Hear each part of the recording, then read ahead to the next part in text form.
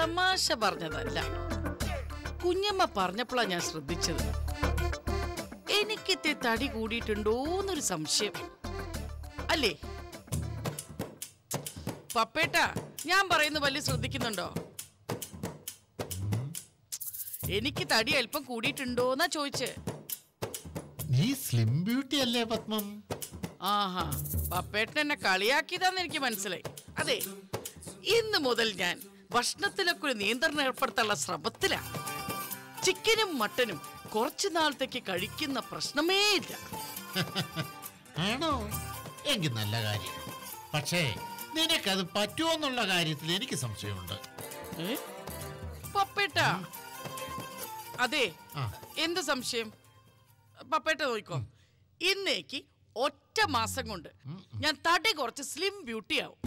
അതെ, കുഞ്ഞമ്മയ്ക്ക് ഈ പ്രായത്തിൽ ഇരിക്കുന്ന ഇരിപ്പ് കണ്ടാലേ നമുക്ക് അസൂയ തോന്നും. എന്നെക്കാട്ടിലും തടി ഉണ്ടായിരുന്നവർക്ക്. ആ, എന്തായാലും പ്രകൃതി ചികിത്സ തുടങ്ങിയേ പറ്റൂ. ആരെ? പത്മത്തിന്റെ കാര്യമാണോ ഈ പറയുന്നത്? എന്തേ? അതൊന്നും തനിക്ക് പറ്റുന്ന കാര്യമാണെന്ന് എനിക്ക് തോന്നുന്നില്ല. പപ്പേട്ട ബെറ്റിനുണ്ടോ? നടക്കാത്ത കാര്യത്തെ കുറിച്ച് എന്തിനാ പത്മം വെറുതെ ബെറ്റ് വെക്കുന്നത്? അതെ, അങ്ങനെ ഒരാളെ സാധിക്കത്തില്ല, പറ്റത്തില്ല എന്നൊക്കെ പറഞ്ഞ് വെറുതെ നിരുത്സാഹപ്പെടുത്തരുത് പപ്പേട്ട. അത് ശരിയല്ല. ആ, മത്സ്യമാംസാദികൾ കഴിയുന്നതും കുറയ്ക്കണമെന്നുള്ള കാര്യം ഞാൻ നിന്നോട് എത്രയോ കാലമായിട്ട് പറയുന്നു. പത്മത്തിന് ആ ശീലം മാറ്റാൻ പറ്റിയില്ലല്ലോ.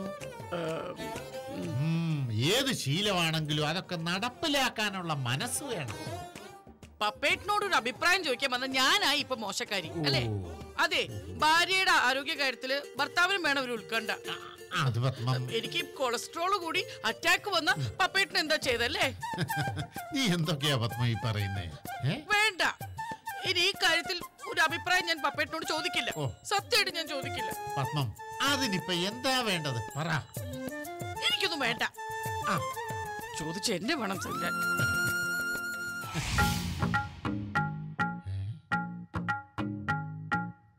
ഇതെന്താ? ഇഡ്ലി. ഇതെന്താ ഒരെണ്ണം? ഇന്നു മുതല് ആഹാര കാര്യത്തിൽ ശക്തമായ ഒരു നിയന്ത്രണം കൊണ്ടുവരാൻ തീരുമാനിച്ചു.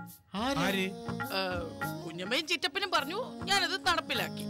നിയമസഭയെ പോലും ചില തീരുമാനങ്ങൾ ക്യാബിനറ്റ് കൂടിയാ തീരുമാനിക്കുന്നത്. അതെ, അടുക്കളയുടെ ചുമതല വീട്ടമ്മയ്ക്ക്. അപ്പോ ഏകപക്ഷീയമായ തീരുമാനങ്ങളൊക്കെ ആവാം. പത്മം, നേരെ ഉച്ചയായി. ഞാൻ കുറച്ച് ഗ്രീൻ സലാഡ് ഉണ്ടാക്കി വെച്ചിട്ടുണ്ട്, അതെങ്കിലും എടുത്ത് കഴിക്ക്. അതെ, ഉപവാസം അനുഷ്ഠിക്കാൻ പറഞ്ഞപ്പോ ആർക്കും വയ്യല്ലോ. ഈ പത്മം ഉപവസിക്കുന്നു പറഞ്ഞ ഉപവസിച്ചിരിക്കും. വെജിറ്റബിൾസ് ഒക്കെ കഴിക്കാൻ പത്മം. ഒന്നാമത്തെ കാര്യം, നിനക്ക് വിശന്നിരുന്ന് ശീലമില്ലാത്തതാ. ദേ, ഈ കരിക്കും വെള്ളമെങ്കിലും കുടിക്ക്. പപ്പേട്ട, ഉപവാസം എന്നാൽ അതൊരു തപസ്സാണ്. വെറുതെ തപസ് ഇളക്കാൻ നോക്കരുത്. ഉപവാസ സമയത്ത് ഉമിനീര് പോലും ഇറക്കാൻ പാടില്ലെന്നാ. അതറിയോ പപ്പേട്ട?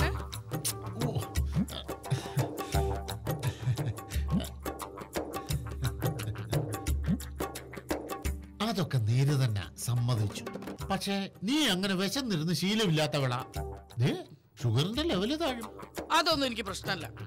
അതെ, ചിറ്റപ്പനും കുഞ്ഞമ്മയൊക്കെ 2 ദിവസം വരെ ജലപാനമില്ലാതെ ഉപവസിക്കാറുണ്ടെന്നാ പറഞ്ഞത്. ആഹാരം കഴിച്ചില്ല വെച്ചിട്ട് എന്നെ കണ്ട വലിയ ക്ഷീണവും തോന്നിക്കുന്നില്ലോ. 2 ദിവസം കൊണ്ട് നീ ഒരുപാട് അങ്ങ് ക്ഷീണിച്ചു പോയി. അതൊന്നും എനിക്ക് അറിഞ്ഞൂടാ. എനിക്കെന്തോ വല്ലാത്തൊരു എനർജി ഫീൽ ചെയ്യുന്നുണ്ട്. അതെ, ഞാനിന്ന് രാവിലെ വെയിറ്റ് നോക്കി. 2 ദിവസം കൊണ്ട് 2 കിലോ ആ കുറഞ്ഞത്. സത്യ പപ്പേട്ട, 1 മാസം കൊണ്ട് 30 കിലോ ഞാൻ കുറച്ചിരിക്കും. കുറച്ച് കപ്പലിരിക്കണോ? ധാന്യമാണ്, ധൈര്യമായിട്ട് കഴിക്കാം. സത്യം പറഞ്ഞ ഈ ഉപവാസേ രാഷ്ട്രീയമായി ഉപയോഗപ്പെടുത്താമായിരുന്നു. എന്തെന്ന്? ഈ ഉപവാസകളിയാ നമുക്ക് രാഷ്ട്രീയമായി ഉപയോഗപ്പെടുത്താമായിരുന്നു. ഈ കപ്പലിന്റെ എവിടുന്ന അളിയാ? വിജയന്റെ അവിടെ നിന്ന്. അടിപൊളി അളിയാ. ചേച്ചി ഇപ്പൊ എന്തായാലും ഉപവസിക്കുന്നു. അത് നാടിന്റെ ഏതെങ്കിലും ഒരു പ്രശ്നം കണ്ടെത്തി അതിന്റെ പേരിൽ ഉപവാസം അനുഷ്ഠിക്കുന്നതായിട്ട് മാറ്റി തീർക്കാമായിരുന്നല്ലോ. എന്തോ അളിയാ, കപ്പലിന്റെ തിന്നിറങ്ങിട്ട് പറ. അതെ, പ്രഫുല്ലം പറഞ്ഞാലും കാര്യമില്ല. അതെ, നിങ്ങൾ രണ്ടുപേരും ഇവിടുന്ന് സ്ഥലം വിട്ടേ. കപ്പലാണ്ടിയും കുറിച്ച് എന്നെ കൊതി പിടിപ്പിക്കാൻ വന്നതല്ലേ? ഞങ്ങൾ പോയേക്കാം. കരിക്കും വെള്ളം അവിടെ ഇരിപ്പുണ്ട്. തളർച്ച വല്ലതും തോന്നുകയാണെങ്കിൽ അതെടുത്ത് കുടിച്ചോണം. ഈ പരീക്ഷണങ്ങളിൽ ഒന്നും പത്മാവതി വീടില്ല പപ്പേട്ട. പിന്നെ നമുക്ക് കഴിക്കാൻ നല്ല എ ക്ലാസ് കപ്പ പുഴുങ്ങിയതും താറാമുട്ട പുഴുങ്ങിയത് പോലെ ഇരിക്കും. അതിന്റെ കൂടെ നല്ല തൈരും പിന്നെ ഉടച്ച കാന്താരി മുളകും ചെറിയ ഉള്ളിയും ഇത്തിരി ഉപ്പും ഇത്തിരി പച്ച വെളിച്ചെണ്ണ ഒഴിച്ച് അങ്ങോട്ട് റെഡിയാക്കി വെച്ചിട്ടുണ്ട്. അവിടെ വെച്ചിട്ടുണ്ട് ചൂട് കപ്പ കാന്താരി മുളകും. മറ്റേ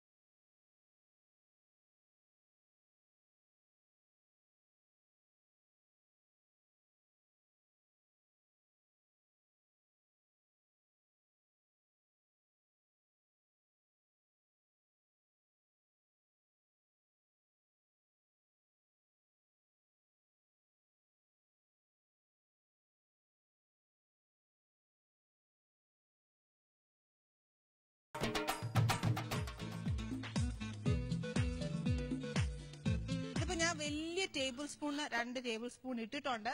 പിന്നെ നമ്മുടെ ഫ്രൂട്ട്സാ, അതുകൊണ്ട് എനിക്ക് അറിയാമെന്നില്ല ഫ്രൂട്ട്സ് ഒക്കെ വരുമ്പത്തേനുള്ള മധുരം എത്രയാണെന്ന് അറിയത്തില്ല. എങ്ങോട്ട് തിരിഞ്ഞാലും കൊതി വരുത്തുന്ന കാര്യങ്ങളെ കാണാനുള്ളൂ.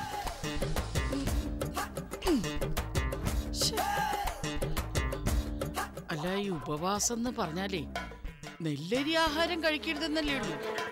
കരിക്കും വെള്ളം കുടിക്കുന്നോണ്ട് പ്രശ്നമൊന്നും ഉണ്ടാവില്ല.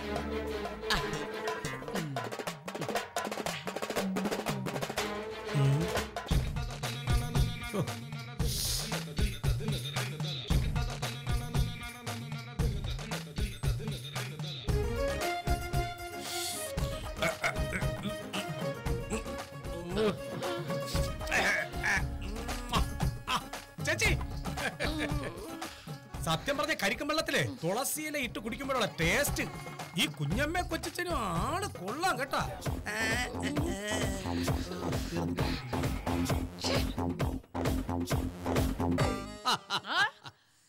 ഇതെന്താ ചിറ്റപ്പ? കുറച്ച് ചിക്കനും ചപ്പാത്തി. ആർക്ക്? പ്രഭാകരൻ വൈദ്യര് പറഞ്ഞു 6 മാസത്തിലൊരിക്കൽ മനസ്സിൽ കൊതി തോന്നുന്ന ആഹാരം കഴിക്കാമെന്ന്. വാങ്ങിയപ്പോ കുറച്ച് കൂടുതൽ അങ്ങ് വാങ്ങി, എല്ലാവർക്കും കഴിക്കാലോ. അപ്പഴാ ഓർത്തെ നീ ഉപവാസത്തിലാണെന്ന്. സാരമില്ല, കൊച്ചുമോക്കും പ്രഫുല്ലിനും കൊടുക്കാം. ബാക്കി ചൂടാക്കി നാളെയും കഴിക്കാം.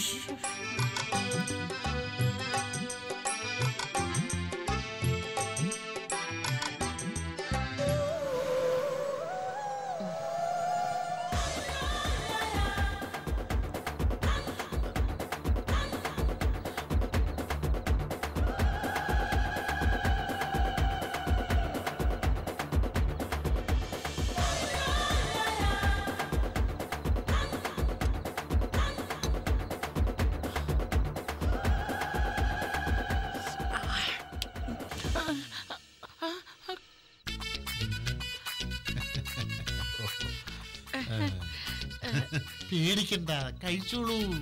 ധൈര്യമായിട്ട് കഴിച്ചു. നീ ഇരിക്കും. ഞാൻ വിളമ്പിത്തരാം. ആ ഇരിക്കേ. അതെ പത്മം, ഞാനൊരു കാര്യം പറയാം.